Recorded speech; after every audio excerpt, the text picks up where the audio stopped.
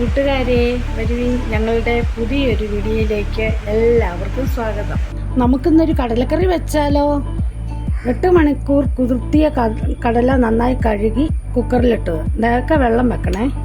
അതിൻ്റെ ചേരുവകൾ: ഇഞ്ചി, പച്ചമുളക്, വെളുത്തുള്ളി, കറിവേപ്പില, തേങ്ങാക്കൊത്ത്, 2 പച്ചമുളക് കീറിയത് എല്ലാം കൂടി ഇതിനകത്തോട്ട് ഇടുക.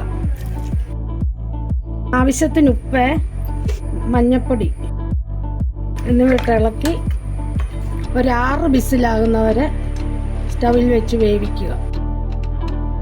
കടല നന്നായിട്ട് വെന്തിട്ടുണ്ട്. നമുക്കിത് ചേർത്താലോ? ചൂടായ ചട്ടിയിൽ എണ്ണ ഒഴിച്ച് കടുക് വറുക്കുക.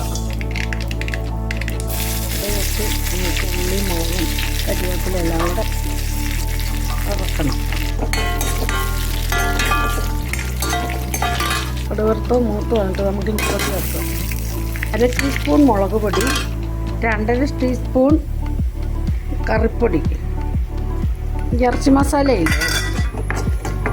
പൊടി നന്നായി മൂത്തിട്ടുണ്ട്. എന്ന് നമുക്ക് കടല ചേർക്കാം.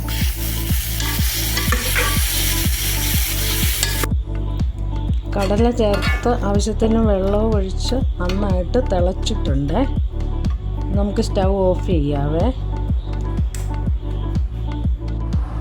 വളരെ ടേസ്റ്റി ആയിട്ടുള്ള കടലക്കറി റെഡി ആയിട്ടുണ്ട്. ഇഷ്ടപ്പെട്ടെങ്കിൽ ഒരു ലൈക്ക് തരണേ. നിങ്ങളും ഇതുപോലെ ട്രൈ ചെയ്ത് നോക്കൂ.